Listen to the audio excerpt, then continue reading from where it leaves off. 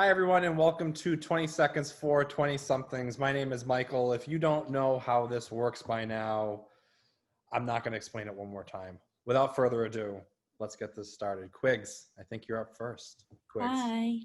So my question or dilemma really is I'm super out of touch with like modern current day like popular music. If it's on the top 200 board, I haven't heard it. So how do I like start finding new music like that's coming out now to actually enjoy? Do you drive a lot or at all? Not really. It's a small town. Okay. Well, my first method was going to be just put on like 92 Pro FM when you're driving. That's usually how I stay up to date with things. Or the other thing you can do, I know there's some YouTube channels that like literally just make videos every week of like the Billboard top 10 songs. And you can just maybe start checking in on those, seeing what they are, listen to some. If you like them, great. If you don't, oh well. But I think that would be the best bet. And if you happen to be driving, just turn on the radio. All right. Cool. Thanks. You're welcome, Quigs. Next up, Tyler. Hey, so, question? Yes. It's been a shit year, but what do we do if 2021 is just as bad, if not worse? I would say don't have that mindset. Try and be optimistic, not pessimistic. Make sure your glass is half full. This was full about 5 seconds ago, and then I just tipped it all over this table.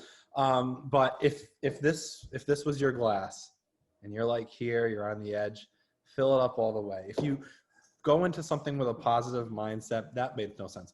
If you go into something with a positive mindset, you can accomplish anything. So if you think it's going to be a good year and you tell yourself it's going to be a good year, you'll make it a good year. Make sure that you're just open to whatever life has to throw at you. That's what I would say. That was a really stupid analogy. Did the glass analogy make sense? No, it did. Good. I'm glad. Good question. Good question, Tyler. I'm an idiot. Who's next? Hi, Macy. Hello. So, I've lived with one of my current roommates. She was my freshman year roommate, and we live here now. Having kind of like a little bit of a falling out, but I think she still wants to live with me, and I don't want to. How do I tell her in a nice way? Well, I've been living with this piece of shit since freshman year too. Didn't mean to, but it kind of just happened. Here we are. Honestly, I think the best thing you can do, regardless if there's a falling out or not falling out, try and talk things out first. Be open and honest and communicate. If you've been able to live with this person up until now, obviously you're friends. Obviously you trusted her more than a friend to live with her. So try and have a discussion, see if you can work out your differences. And if you can't, I know being honest is awkward. I would say be honest and just say it's not going to work. Or you just have to honestly put together some ridiculous like white lie of a plan, which I can help you do at some point because I kind of did it myself this year. But I found that honestly telling the truth was easier because it ended up making things worse and I almost lost a friendship because of it. So try and be honest as possible and just talk it out. I will try. Thank you. You're welcome, Macy. I think Nate's next. Hi, Michael. Hi, Nate. So my question is, since we're getting a lot of snow on Thursday, it looks like, what is the thing that you should not do in a blizzard? Oh, okay. Don't have a heart attack. That didn't make sense. When you're out in the driveway and you're shoveling snow, you're supposed to bend somewhere in the driveway. Is it with your knees or is it at your hip? Nate, I have a question. Can I ask you a question? Yes. When you're shoveling snow in a driveway, how are you supposed to shovel? I think with your knees? Knees. I think so too, yeah. So I would say the biggest tip going into the blizzard is when you're shoveling your driveway, shovel and lift with your knees, not your back, because one of them uses a lot more energy than the other. And I don't want you having a heart attack at this young, ripe age of yours. So also the other thing is though, stock up on just the essentials, make sure you have milk and bread if you're in Rhode Island, and just be ready for power outages. I kind of say it's like a give or take. I don't know. Where do you live? Are you in Rhode Island?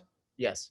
Okay. Well, I can tell you where I am back home, the power sucks and we lose power with you blow out the birthday candles too hard, we lose power. So just be prepared for that. Charge some batteries. Sounds good. Thanks. You're welcome, Nate. I really thank God all the time that Quigs edits these because there's a lot of unnecessariness. How are you, Lionel? Hey, Michael. Good to see you, bud. You too. So, because of quarantine, it's like there's a lot more emphasis on us here in Rhode Island to stay in state when we're like having fun and such. So, I was just wondering, what is your favorite town or area in our beautiful state of Rhode Island? My personal favorite, Lionel, is Bristol. I love Bristol. I love going to Colt State Park. Even when it's cold out, just driving through, you can sit by the water and kind of just look at the people who are fishing there. And it's really peaceful. There's a nice little path you can walk if the pavement is cleared in case it's snowing. I know that might not be an option. Bristol's one of my favorites. And then my other favorite place to go is honestly just taking a late night drive through Scituate, going over the reservoir. I really appreciate that. I like looking at the stone and, the big reservoir of water that the moon kind of just glistens over. That's always fun. So Lionel, I would recommend Bristol or Scituate. And if you want to come visit me, feel free. Okay, dude, I'd love to go on a little drive with you sometime. So let's schedule it. Thanks, Michael. Yep, anytime, Lionel. Never know how I feel about that, to be honest with you. Hi, Rachel. Oh. So my question for you, well, I've been inside a lot, as we all have been, and I realized I'm not the best at cooking. What can I do to improve my cooking skills? Well, listen, I made this noodle dish one night here, and they all told me it was the worst thing they ever ate. So they said that. But I would say just honestly look up YouTube videos. I know cookbooks are great and websites with recipes are good, but I find it so much easier when I can actually see someone who's actually making it, just because I have a visual to go with it and I can, just base it off of that. The other thing is just be confident in yourself. You can do anything. If you can read, I truly believe that you can cook something off of a recipe. That's how I feel. Although some other people would beg to differ after my cooking. So. Guess I'll have to figure out how to read first. Thank you, Oh, Michael. I really hope you do well. Thanks. And last but not least, Brian, Hey, Michael. what's up? Hey. All right. So here are my question for you. Any way how to start off 2021 strong? Like, how can I start off in such a good mood or good motivation to start off a good 2021? Despite, for me, it's graduating season. I would say, honestly, just be content with yourself. We have a couple weeks left of 2020, and as you've said, everyone feels the same way. This year's kind of sucked. But if you can kind of tie up some odds and ends of anything that you're not feeling totally confident about, so you're going into 2021 with the right mindset, kind of like what I told Tyler. If you go into it with the right mindset, I truly believe that you can accomplish anything. And I know I sound like I'm some like freaking Dr. Seuss knockoff, but I do believe it. And be close with your friends, be close with your family, have some backbone, have the support. I know you do. I think that is crucial because if you ever need someone to lean on, people will be there for you. You can't get through things alone. That's what I've learned. So that's what I could tell you, Brian. All right. Thank you, Michael. You're welcome, sir. Do we have one last question? I saw like Keith just like go. Wait. So There you I need advice. Yes, sir. I don't know what to do between 6 and 7:30 on a Tuesday now. So I'm thinking that the best thing you could do is enroll in this class called SCM 351X. All right, listen, you can find it on eCampus, and it's pretty much going over contemporary issues in the world, and you get to discuss it with other people from your school. For me personally, it's been very eye-opening. I didn't know half the crap that goes on in this country or in this world, and I've been able to learn it through being in this class. So I would say to go search that up. I heard, do you teach that? I think I do, but it's at 7 o'clock next semester. Yeah, maybe since you teach that, you should have known that. But yeah, 7 o'clock, 7 to 8:30, I believe. 7 to 8:30. That's it.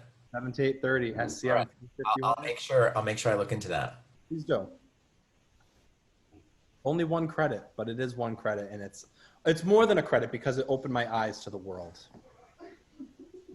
Everyone laughs at me in this house when I speak, and I really, really hate it. So on that note, thank you so much for joining us for this episode of 20 Seconds for 20-somethings. Still wasn't keeping it to 20 seconds, but maybe we'll get better with that in the next season. This is only season 2. Stay tuned for season 3. Have a wonderful, wonderful rest of your year, and wishing everyone good health and happiness.